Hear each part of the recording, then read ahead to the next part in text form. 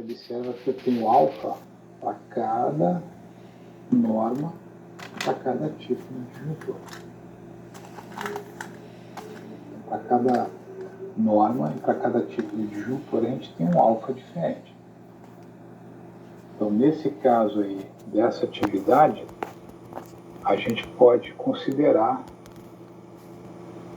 que esse disjuntor aqui, por exemplo, seja um disjuntor aí, esses até 125 amperes de uso residencial, né?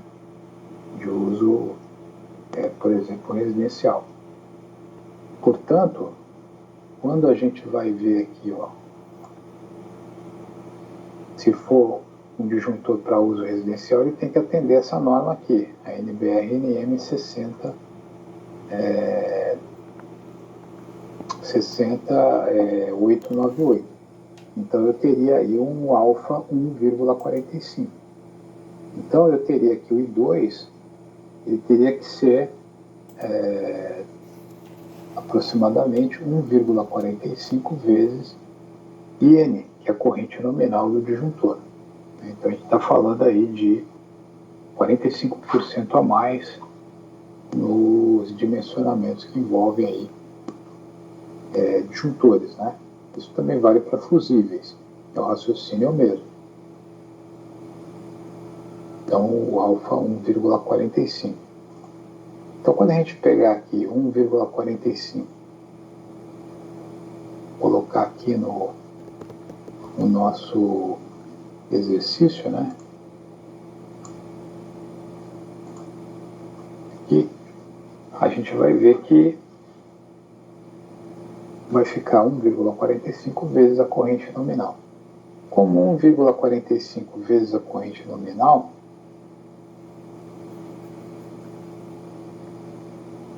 então 1,45 vai ser no lugar do alfa vezes a corrente nominal, IN.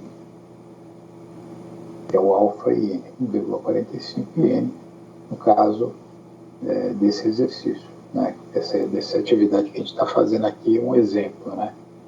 Então, quando a gente pegar no lugar do I2, colocar alfa e N, então vai ficar 1,45 IN. Portanto, pessoal, a gente pode concluir que eu vou ter 1,45 IN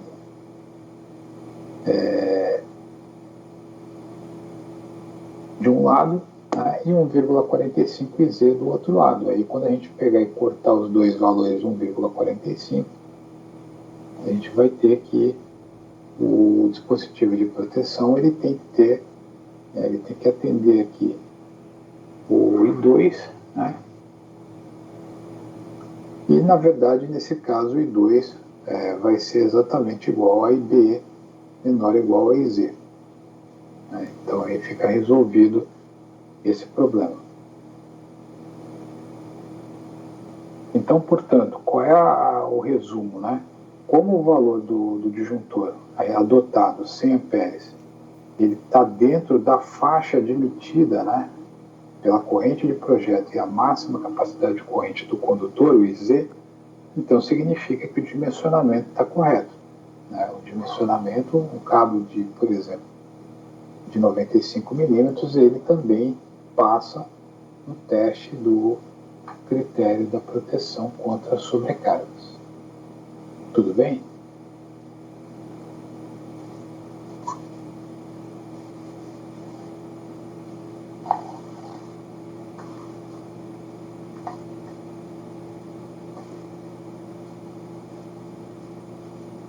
E no caso do critério da proteção contra curto-circuitos, nós temos que garantir, né, que, em primeiro lugar, saber a corrente de curto-circuito presumida no ponto onde o dispositivo de proteção vai ser instalado,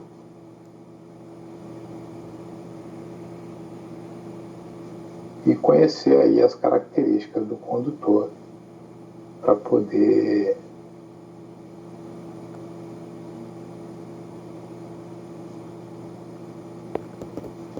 então aqui a gente tem que garantir também que tem aqui a proteção contra curto-circuitos, né? Então vamos supor que no ponto onde esse disjuntor vai ser instalado, a gente vai ter aí um IK de 3.000 amperes, 3Ka, que normalmente é o valor de corrente de curto-circuito presumida no ponto onde os disjuntores são instalados, né? Por exemplo, no ponto onde você vai instalar lá um dispositivo de proteção. Então a gente pega aí, por exemplo, nesse exemplo 3Ka, 3.000 amperes, né? E a gente vai comparar isso com o ICN, que é a capacidade de interrupção, né? Capacidade de ruptura ou capacidade de interrupção nominal do disjuntor em caso de curto-circuito.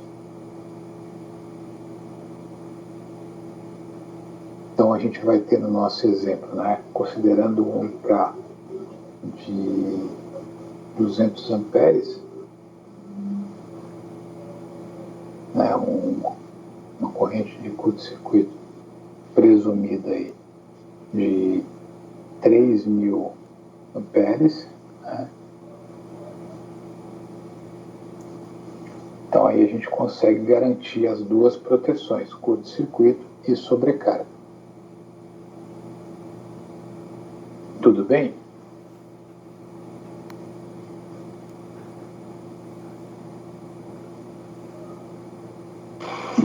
Ok, professor. Então, o que eu vou fazer? Eu vou pegar eu vou disponibilizar para vocês aqui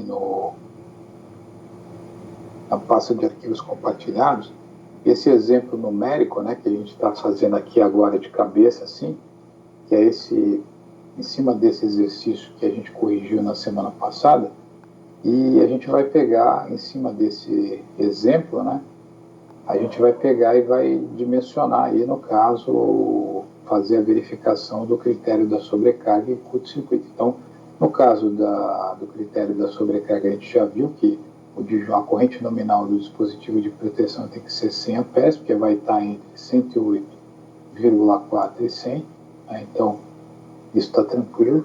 Então, um dispositivo de proteção de 100 amperes, né? Como esse dispositivo está naquela faixa até 125 amperes, ele pode ser um dispositivo conforme a NBR-NM 60898, né, que é aquela norma que eu acabei de falar para vocês, que atende aí os disjuntores de uso doméstico e similares. Então, deu certo, né? Então, a gente usa um dispositivo de proteção de 100 amperes, está entre 108,4 e 100, então, tranquilo. O alfa é 1,45, que a gente está considerando aí disjuntores aí, que são... a gente está considerando, né, disjuntores de uso doméstico ou similares, né, ou equivalentes aí. E aí eu vou apresentar então esse resultado, né, esse exemplo aí que a gente está fazendo, e também na questão do critério contra curto-circuito. E aí, fazendo isso, vou disponibilizar um exercício para vocês, né, para que vocês possam resolver, né. Eu vou dar já o exercício com a metodologia, já os valores de seção já calculados pelo critério da máxima capacidade de corrente, que é a tensão, e aí vocês vão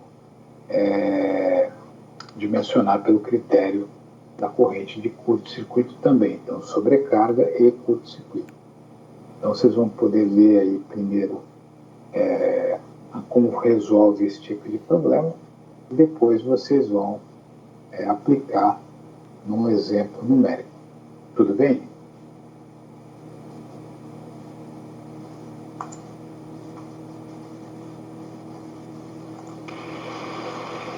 Beleza, professor, tudo bem. Então vocês observam que esse critério, né, e eu posso dizer para vocês assim, infelizmente, pessoal, muito pouca gente aplica, né, no dimensionamento de condutores esses critérios aí, sobrecarga e curto-circuito. Então o pessoal normalmente faz queda de tensão e faz máxima capacidade de corrente. Mas esse critério de sobrecarga e curto-circuito são importantíssimos, né? E obrigatoriamente tem que ser feito esse teste, né? Tem que fazer essa avaliação para ver se a seção do condutor que você está imaginando, né, que saiu lá dos outros dimensionamentos, vai estar correto ou não. Porque, como eu disse, no caso da sobrecarga, se a gente tivesse, nesse exemplo que nós fizemos aqui de cabeça, tivéssemos obtido um valor que seja menor do que o valor estabelecido, então significa que a seção do condutor está errada. Então nós temos que aumentar a seção do condutor, porque aumentando a seção do condutor, a gente consegue aumentar também o IZ, né? Consegue aumentar o IZ e aí vai acabar dando certo esse critério, né, essa maneira de se fazer o dimensionamento pela questão da sobrecarga. E no caso do curto-circuito, a gente tem que avaliar lá a questão daquele valor, né, que é exatamente o ICN, capacidade de interrupção nominal, comparar com a corrente de curto-circuito presumido. Então, o ICN tem que ser maior que a corrente IK, né, fazer essa análise e verificar se essa análise dá certo, né? Fazer o teste, uma verificação e ver se está tudo certo. Que aí, dando certo, a gente então encerra o processo de dimensionamento e fala, então a seção de 95 milímetros quadrados é adequada para esse circuito. Tudo bem?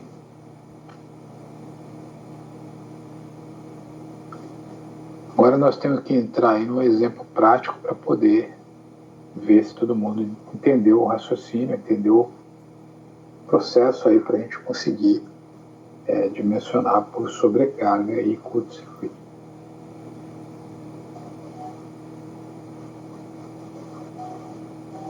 Mais alguma dúvida, pessoal? Alguma questão aí? Alguém gostaria de falar alguma coisa? Fazer algum comentário?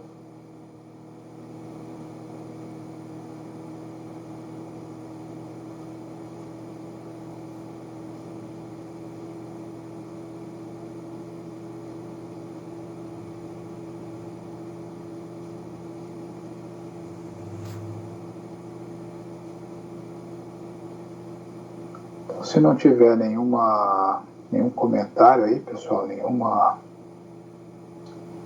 questão, a gente vai estar encerrando aí, né, a nossa aula de hoje. Eu vou disponibilizar então aí na pasta de arquivos compartilhados aí esse material, esse exemplo aí para vocês poderem fazer a leitura, e vou disponibilizar um exercício extra aí só para aplicação, né, dos critérios de sobrecarga e curto-circuito. Tudo bem?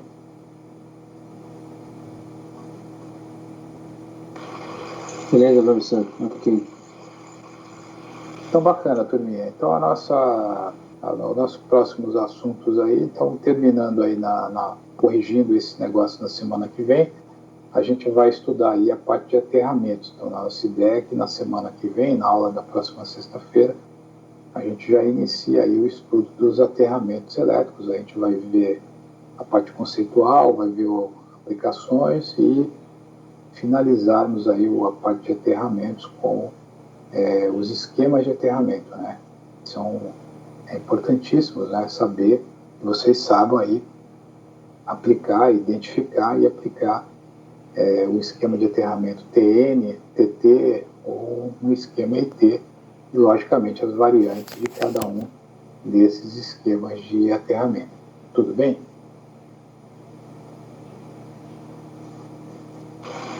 Tranquilo, professor.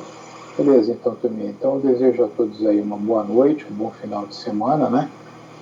Continue se cuidando aí, usando máscara, distanciamento, porque infelizmente a coisa está bem complicada.